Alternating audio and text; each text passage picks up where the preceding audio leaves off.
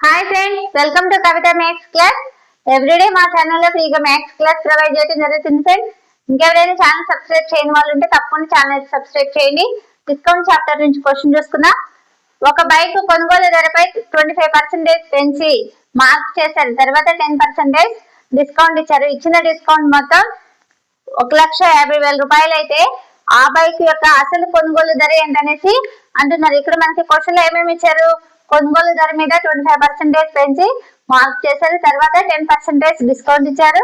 తర్వాత ఏం చేశారు?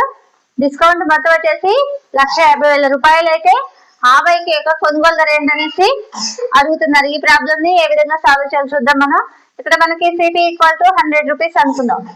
సిపి ఈక్వల్ టు 100 రూపీస్ అనుకుందాం. సిపి ఈక్వల్ టు 100 రూపీస్ అనుకుందాం. ఇక్కడ మనకి మార్కెట్ ప్రైస్ ఏం చేస్తున్నారు? 25% పెంచి మార్క్ చేశారు. 25% ఆఫ్ సిపి మీద మార్కెట్ ప్రైస్ 25% ఆఫ్ సిపి. అప్పుడు ఏమవుతుంది? 125/100 ఇంటూ 100. అప్పుడు మార్కెట్ ప్రైస్ వచ్చేసి 125 రూపీస్ వస్తుంది. మార్కెట్ ప్రైస్ ని 25% పెంచారు సిపి మీద. అప్పుడు ఏమవుతుంది? మార్కెట్ ప్రైస్ వచ్చేసి 125 రూపీస్ వస్తుంది. తర్వాత ఏం చేశారు? 10% డిస్కౌంట్ ఇచ్చారు. 10% డిస్కౌంట్ కాబట్టి ఎస్పి ఈక్వల్ టు ఏమవుతుంది? 90/100 ఇంటూ 125. అప్పుడు ఎంత వస్తుంది మనకి? వాల్యూ వచ్చేసి 112.5 రూపీస్ వస్తుంది. ఇక్కడ మనకి డిస్కౌంట్ కనుక్కుందాం. డిస్కౌంట్